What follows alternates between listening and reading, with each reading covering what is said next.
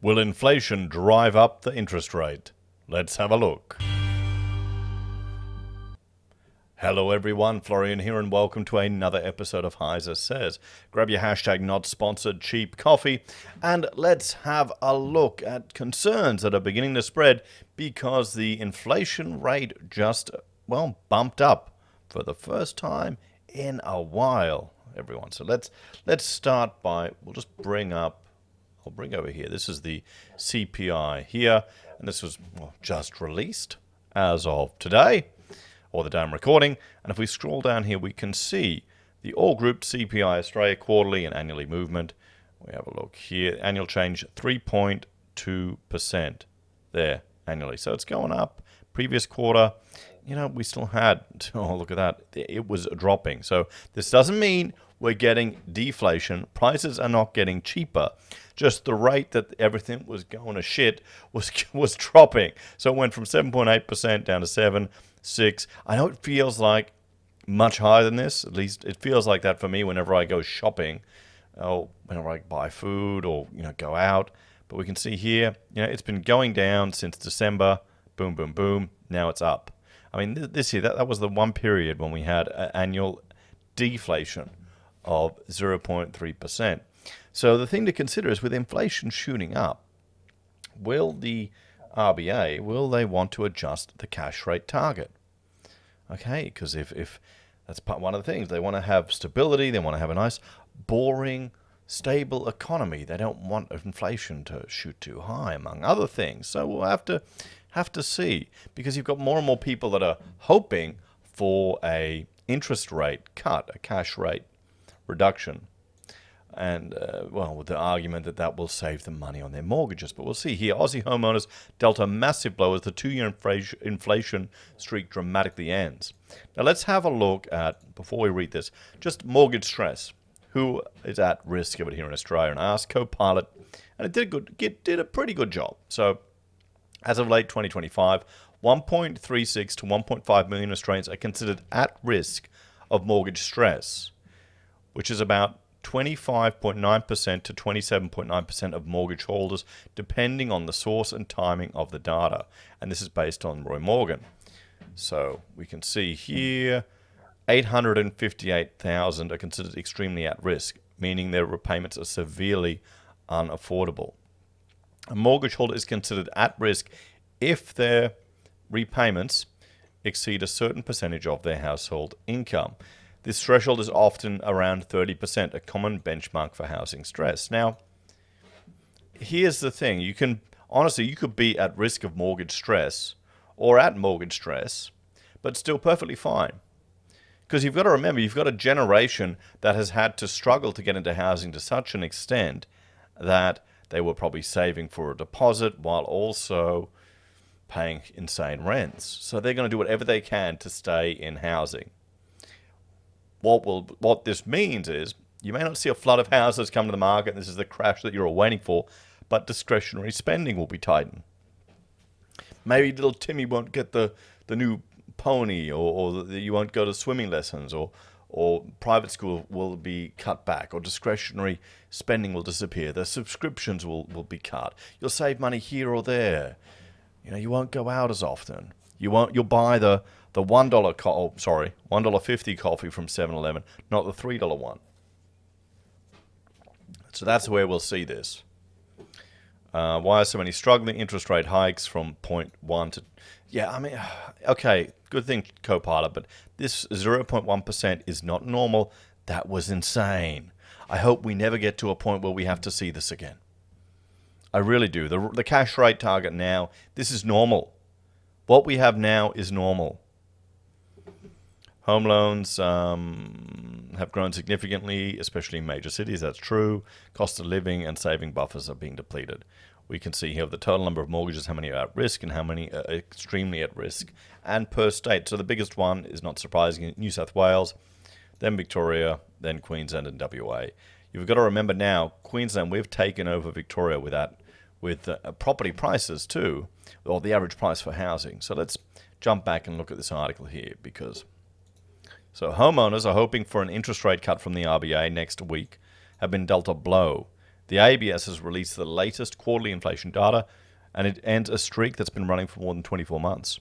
Since the end of 22, trimmed mean inflation has been on a downward trajectory except for one quarter when it held steady. And this trend has helped the RBA cut interest rates 3 times in 2025. But trimmed inflation in the 12 months to the September quarter has gone up by 0.3% compared to June quarter. According to the ABS, that took all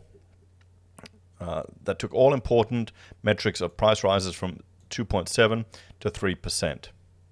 The CPI rose 1.3%, which was much higher than RBA and market expectations. Consumer prices lifted an annual pace of 3.2%, which is also up from 2.1%. The Bureau said inflation has been seen across several sectors between July to September, with electricity prices jumping 9%. Remember when Albo said he was going to get electricity cheaper? Did anyone believe that? Did anyone believe it? Of course, power is never going to get cheaper. Not with the ideological push for renewables. It's not going to be cheaper. Don't be careful how they frame it. They'll only paint a certain part of the picture. They won't take account of all of the redundancies and additional infrastructure they need to ensure that you can get the same performance from the unreliable renewables compared to just good old boring burning stuff in a furnace. That's the reality of it. Following an 8.1% rise in June, overall, our power bills have experienced a 23.6% rise over the past 12 months. Nearly 20, heading to 25% in a year. Now that will impact everything, every business, every trade. Here, me running my little architecture practice, my power bill's going up. Everything will get more and more expensive. The coffee shop will get more expensive. Turning the lights on at any business will go up. We need power to be cheaper. There's all these articles about manufacturing in Australia. That's the future. It's such bullshit. There has to be an ideological reason that they're pushing it now. There's no way we can compete. We don't have the population of significant enough size to do it, and our power is so bloody expensive. Our labor costs are through the roof. Our housing costs are very expensive. Our cost of living is more pushed up by all of that. So sure, let's see us compete with other countries with regards to our manufacturing. If they push it, then you'll see calls for tariffs and to protect these industries. Now, you've got to make an argument. Do you want to have another tax to protect industries in Australia, either for ideological reasons, but that you've got to understand that will impact the quality of life of everyone. So that's you need just if you're calling for it, know what you're calling for. Property rates and charges also lift, which is typical of September. They rose by 6.3. The rise reflects increases in general rates in all capital cities, higher waste levies, and additional levies charged by councils. I'm still pissed here in Brisbane that I can't take my green waste to the tip for free like the Gold Coast. News of higher inflation caused the ASX 200 to plummet. Okay. Small pockets of productivity. Okay, we'll find. The national average unleaded fuel price has been fairly steady for the last 5 quarters at $1.80 a litre. $1.80 a litre.